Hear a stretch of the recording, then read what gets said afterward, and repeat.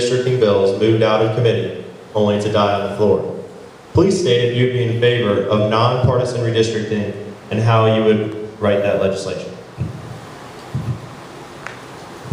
I'm a member of One Virginia 2021, which is the nonprofit, nonpartisan advocacy group for redistricting reform in Virginia.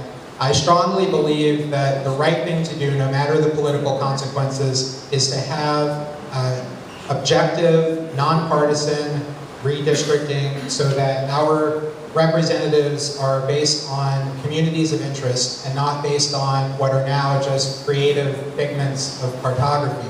Here in the 45th District, we have a naturally safe Democratic district, and we got there honestly. There are more Democrats who live here than Republicans, and that's why our district is a safe district. But only, I think, 19 of the races in 2013 were competitive, and half of them didn't even have a challenger from the other party. We can do better than that. We deserve, Virginia deserves better than that. I am in favor of nonpartisan redistricting, and I think that we should be letting the voters actually decide. I know that there's a Senate bill that was passed last year that would put a question on the ballot during the November election that would ask Virginia voters whether the General Assembly should pass a constitutional amendment to establish an independent redistricting commission to draw state and congressional legislative districts, and that was unanimous. Unfortunately, the House, didn't spend time to consider this bill, and hopefully in the next session we'll be able to make more progress there. This is going to sound like a broken record, but I too support a nonpartisan redistricting commission. I'm concerned, though, that it's a bipartisan issue where we have folks on both sides of the aisle that oppose a nonpartisan redistricting approach because it favors their staying in office. So to a certain degree, part of me says the only way that we're going to truly change this is if we enact term limits. So that way people are forced to think about this in a way that doesn't consider them being career politicians and career legislators. Frankly, I'm not sure that that's doable in Virginia. The governor is term limited, but nobody else.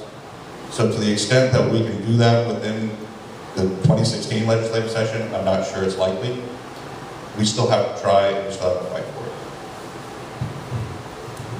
I support nonpartisan redistricting. We are a bluish state.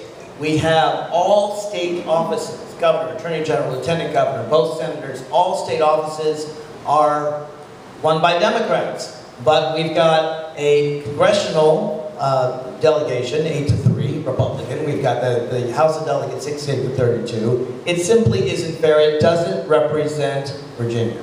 So, however it gets done, I would be happy to have the voters do it. I'd be happy to have the legislature do it. It's not an easy thing to do. One of the things I think we could do, though, to help make it work is to let judges do it based on communities of interest, but also to say that the judges, they're equally Republican and Democratic, sit on these panels so that no one thinks anyone's trying to get an unfair advantage. This kind of thing has worked in Iowa, it's worked in California. It'd be fantastic for Virginia. Not to be boring or anything, but I too support a nonpartisan redistricting process. And I think, like most things, the devil's in the details.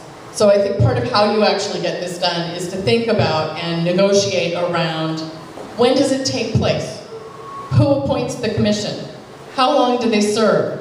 What are the rules of how this can be done? So that, because I do think Larry's right, we're not going to get term limits and people tend not to vote against their own interest. So it really is figuring out how we negotiate around the details around creating a nonpartisan redistricting commission that are the way you actually get this done.